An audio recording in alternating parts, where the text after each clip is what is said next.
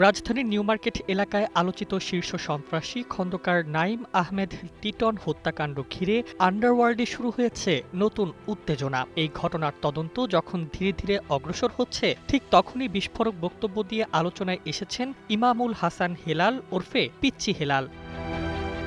বুধবার রাতে প্রকাশ্যে আসা বক্তব্যে তিনি স্পষ্টভাবে দাবি করেন, টিটন হত্যাকাণ্ডের সঙ্গে তার কোনো ধরনের সম্পৃক্ততা নেই, বরং নিহত টিটনের সঙ্গে তার সম্পর্ক ছিল বন্ধুত্বপূর্ণ ও সৌহার্দ্যপূর্ণ। হেলালের ভাষায়, টিটন আমার বন্ধু ছিল, আমরা একে অপরকে সম্মান করতাম।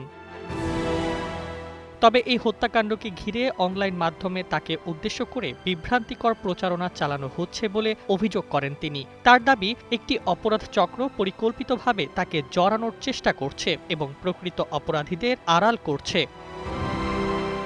হেলাল আরও বলেন, নিহত টিটন অতীতে বিভিন্ন গণমাধ্যমে তার সঙ্গে উপস্থিত ছিলেন এবং স্বাভাবিক জীবনে ফেরার চেষ্টা করছিলেন। তার দাবি অনুযায়ী টিটন তাকে জানিয়েছিলেন যে সানজিদুল ইসলাম ইমন ওরফে ক্যাপ্টেন ইমন তাকে একাধিক মামলায় হয়রানি করছে এবং তার জীবনের ওপর ঝুঁকি তৈরি হয়েছে।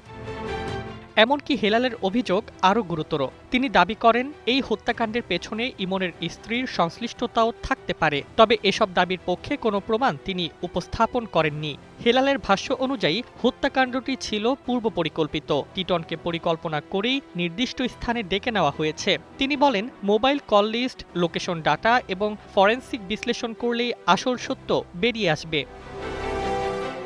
এছাড়া মামলার এজাহার নিয়েও তিনি প্রশ্ন তোলেন। তার দাবি, চাপ প্রয়োগ করে কিছু নির্দিষ্ট নাম অন্তর্ভুক্ত করা হয়েছে এবং ঘটনার পরপরই তথ্য বদলে দেওয়া হয়েছে। এমনকি একটি সাক্ষাৎকারও চাপ দিয়ে নেওয়া হয়েছে বলে অভিযোগ করেন তিনি।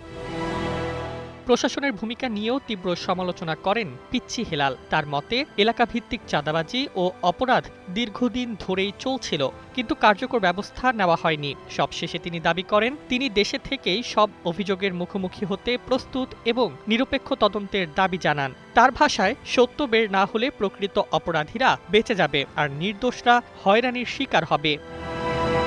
টিটন হত্যাকাণ্ড এখন শুধু একটি অপরাধ তদন্ত নয়, বরং আন্ডারওয়ার্ল্ডের গভীর ক্ষমতার লড়াইয়ের নতুন অধ্যায় হিসেবে সামনে আসছে বলে মনে করছেন পর্যবেক্ষকরা। News desk, ২১ television.